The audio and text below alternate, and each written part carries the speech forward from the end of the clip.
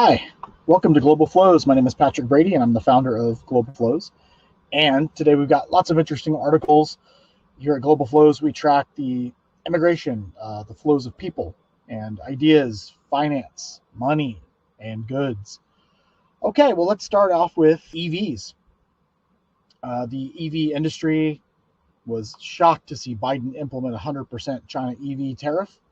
So here's an article, a really cool vision of, this is from Dali, the dragon, China on the left, US flag on the right, and what's going to happen with the EV industry. Biden's 100% China EV tariff, echoes of history and geopolitical tensions.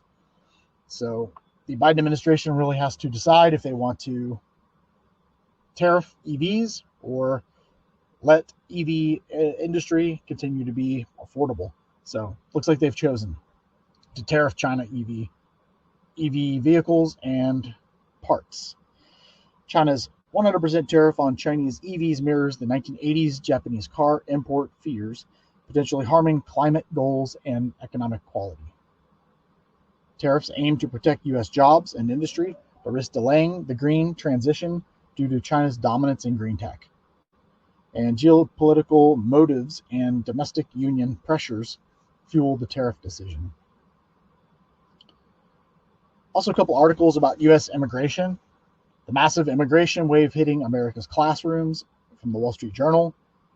And New York City is beginning to evict some people in migrant shelters under stricter rules. Very interesting. A couple bullet points there. U.S. schools face challenges in integrating nearly 1 million migrant children, straining resources and requiring more English language teachers. You can imagine how many languages kids are carrying over the border.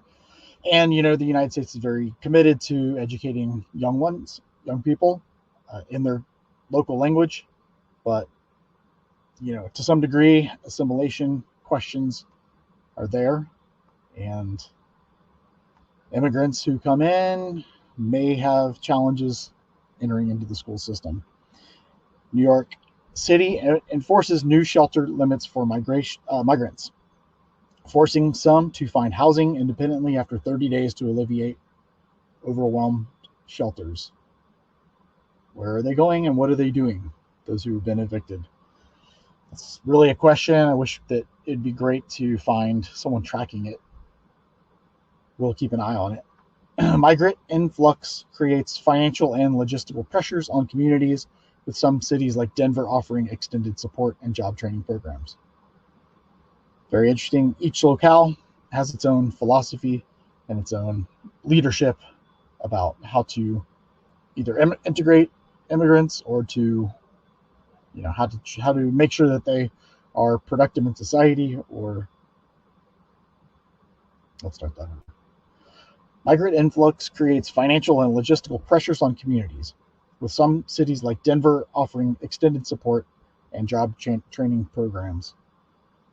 Every city and locale across the country, from California to New York to Texas, Florida, they've all got immigration policies. And one thing is for sure, immigrants who are not able to work but stay in these shelters and they're forced to be evicted within 30 days or whatever the length is, that's a big problem. So I don't know what the government's planning to do with that problem.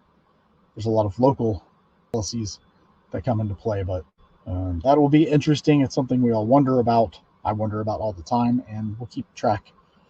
I'll be looking for a news or some kind of media to educate myself, about what's happening with migrants after a certain number of time. China domestic story. China is trying to end its epic property crisis. The hard work is just the beginning.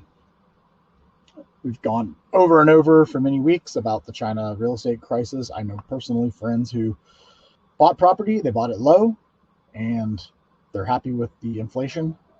Or can you imagine if you're buying high, or if you're buying a new building in China? You buy the new building, you put your deposit down, your down payment, and a lot of developers take your money on the promise of a future project. And if those companies go bankrupt, you're left holding the bag. Beijing's new plan aims to stabilize the property market by converting unsold homes into social housing and reducing mortgage rates. Stabilize the property market by converting unsold homes. Okay, so what does this look like? This is like communism, socialism 2.0. Governments once privatized companies or public companies building communities. Now the government's going to take them over and provide housing for people. This reminds me of the Iron Rice Bowl under Mao. And certainly Xi Jinping is very motivated to bring back the old communist style of society.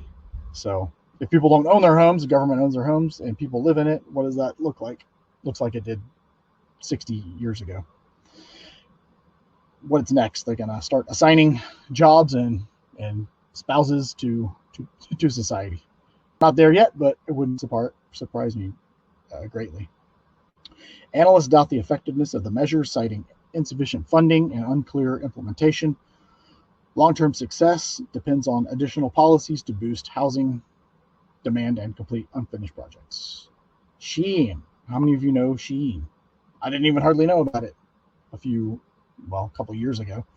Now my nieces, nephews, well, mainly nieces, they all have these Shein hauls. So Shein was going to go public in the US and looks like it's having some issues. Shein's plans for a US IPO falter due to regulatory and geopolitical challenges. US concerns over Shein's China ties and supply chain transparency hinder progress, and despite compliance efforts, Shein's identity and political pressures from both nations complicate its global expansion. So my wife is just starting to know Shein, and the stuff is really cheap. Tariffs and protectionism. Meet the shirt maker who loves U.S. tariffs. Tariffs on Chinese goods have helped U.S. manufacturers like Ferrara compete by leveling the playing field. Biden administration's continued tariffs aim to bolster domestic production. U.S. manufacturers face competition from low-cost Chinese goods. Those goods are not only from China, Bangladesh, and Southeast Asia, India, even, I think, Central America, South America. So global competition for U.S. manufacturers, obviously the salaries, labor salaries, and dollars per hour quite higher in the U.S. And then one final story about a Chinese woman who goes viral for falling in love with chatbot as romantic talks, goes on a beach date and introduces him to mother. Despite skepticism, Lisa's experience highlights AI evolving interactions and emotional mimicry.